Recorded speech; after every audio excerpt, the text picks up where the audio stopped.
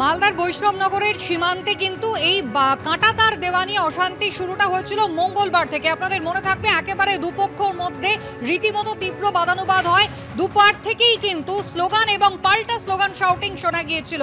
একেবারে বিজেপি যেমন তারা সরব হয়েছিল, একেবারে বিএসএফ এর বিরুদ্ধে তাদেরকে দেখা গিয়েছিল আক্রমণাত্মক ভূমিকায়, এবং সেখান থেকে বাংলাদেশের নাগরিকরা তারাও কিন্তু লাগাতার স্লোগান শাউটিং করেছিলেন মঙ্গলবার।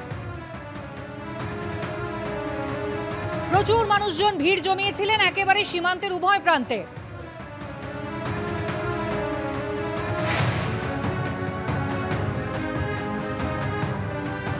একেবারে সীমান্ত এলাকায় যেখানে দেখেছেন একেবারে বিজেপি যারা রীতিমতো সশস্ত্র অবস্থায় পাহারায় রয়েছে, শুধু তাই নয়, বাংলাদেশের নাগরিকরা সেই দিন কিন্তু ভিড় জমিয়েছিলেন। এবং কাঁটাতার দেওয়ার কাজ যখন চলছিল বিএসএফ এর তত্ত্বাবধানে এপারে, তখন কিন্তু ওপারে মানুষজন একেবারে স্লোগান দিতে শুরু করেছিলেন। ভারত বিরোধী স্লোগান দেওয়া শুরু হয়েছিল মঙ্গলবার 7 তারিখ।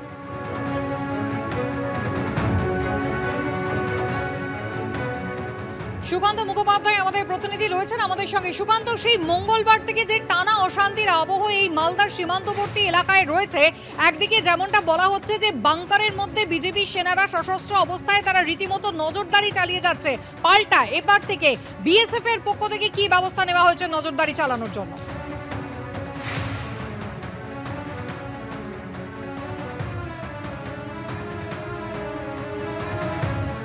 যোগাযোগ বিচ্ছিন্ন হয়ে গিয়েছে আমাদের প্রতিনিধি সুকান্ত মুখোপাধ্যায়ের সঙ্গে, কিন্তু সীমান্তের সেই ছবি আপনাদের আমরা দেখাচ্ছি। মালদার বৈষ্ণবনগর, যেখানে শেষ গ্রাম হচ্ছে সুখদেবপুর, এবং মূলত এই এলাকাতে 1 কিলোমিটার দীর্ঘ এলাকা, যেখানে কাঁটাতার দেওয়ার চেষ্টা করে বিএসএফ এর তত্ত্বাবধানে, যেখানে কাঁটাতার দেওয়ার প্রক্রিয়া শুরু হয়েছিল মঙ্গলবার থেকে, সেখানেই কিন্তু অশান্তি শুরু হয়। যে জলা জায়গা রয়েছে সেই জলা জায়গা পেরিয়ে রীতিমতো নিয়মিত বেআইনি অনুপ্রবেশ চলে। আর কোথাও সেই কারণে কি বিজেপির তরফ থেকে বারবার এত বাধা দেওয়া হচ্ছে? এই প্রসঙ্গেই আমরা কথা বলেছিলাম বিএসএফ এর প্রাক্তন ডিআইজি সমীর মিত্রর সঙ্গে। তিনি কি জানাচ্ছেন দেখুন এবার।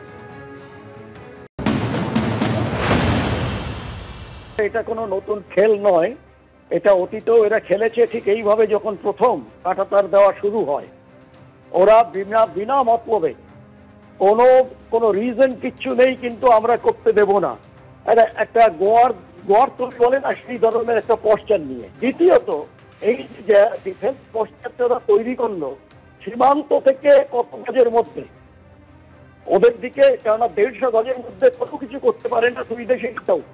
তো সেখানে যদি করে থাকে 150 গজের মধ্যে, we have every right to go and tell them you just get lost. তোমার ওখানে 150 গজের পেছনে যা কিছু করো, বাট এইখানে তোমাদের আমরা করতে দেব না। এইটাই হবে একটা রাইট অ্যাপ্রোচ। কিন্তু এখানে আমি জানি না কালকের আলোচনায় কি হয়েছে। IG south Bengal frontier and brigadier general, তাদের মধ্যে আমাদের বলা হয়েছে it is an informal meeting. আজকে এই ধরনের কেন হবে? আজ এরা কয়েকদিন ধরে মাঝখানে একদিন একটা ট্রেনিং এর সঙ্গে ট্যাঙ্কও দেখিয়ে দিল আমাদের। They want to provoke us, they want to fight a war with us, we are ready. এবার থেকে খানিকটা আন্দাজ করা যাচ্ছে যে ওপারে যে সীমান্ত এলাকা, সেখানে একেবারে মাটি খুঁড়ে বাংকার বা ট্রেঞ্চ বানানোর চেষ্টা কিন্তু বিজেপি ইতিমধ্যেই করেছে, এবং সেখানে তাদের সেনাবাহিনীর যে প্রতিনিধিরা তারা কিন্তু একেবারে অপেক্ষারত রয়েছেন। নজর তাদের সীমান্তে, হাতে তাদের আগ্নেয়াস্ত্র। সেই ছবি তুলে ধরেছেন আমাদের প্রতিনিধি সুকান্ত মুখোপাধ্যায়। বুধবার দিনকে যে তৎপরতার সাথে ফেন্সিং তৈরির কাজ শুরু হয়েছিল সকাল 8টা থেকে বেলা 11টা পর্যন্ত, তার ঠিক পরপরই আমরা দেখলাম যে বিজেপির তরফ থেকে বারবার বাধা দেওয়া হচ্ছিল, এবং তার জেরে বৃহস্পতিবার সারাদিন কোনো রকম ফেন্সিং দেওয়ার কাজ কিন্তু করা যায়নি সুখদেবপুর লাগোয়া এই সীমান্তে। এবং সেই একই পরিস্থিতি কিন্তু শুক্রবার সকালেও দেখা গেল, যেটা আমরা এখন দেখতে পাচ্ছি। ঘড়িতে বাজে প্রায় 11টা। দেখা যাচ্ছে এখনও পর্যন্ত কিন্তু ফেন্সিং তৈরির কাজ কোনোভাবে শুরুই করা যায়নি, যদিও বিএসএফ এর এক কমান্ডার গতকাল রাত্রে এসে গ্রামবাসীদের বলে গিয়েছিলেন যে এখানে সীমান্তে ফেন্সিং তৈরি কাজ হবে, কিন্তু সকাল থেকে কোনো রকম তৎপরতা কিন্তু দেখা যায়নি। অন্যদিকে গতকাল আমরা দেখলাম যে বাংলাদেশের এবং সেনাবাহিনীর সাথে বিএসএফ এর একটা মিটিং হয়েছিল পেট্রাপোল সীমান্তে, কিন্তু সেই সীমান্তে এই কাঁটাতার বা এই ফেন্সিং দেওয়াকে কেন্দ্র করে কোনো আলোচনা, কোনো সবুজ সংকেত পাওয়া গেছে কিনা, সেটা নিয়ে একটা অবশ্যই দ্বন্দ্ব ছিল যে এই সংঘাত মিটবে কিনা। কিন্তু তারপরও দেখা গেল যে আজকেও এই মিটিংয়ের পরও কোনো রকমভাবে কিন্তু এখানে ফেন্সিং দেওয়ার কাজ হচ্ছে না।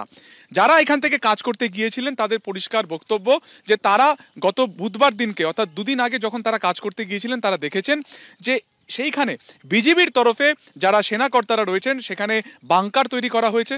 সেই বাংকারে দুজন করে সেনা অফিসার 24 ঘন্টা বন্দুক উঁচিয়ে তারা ভারতবর্ষের সীমান্তের দিকে তারা রেখেছেন।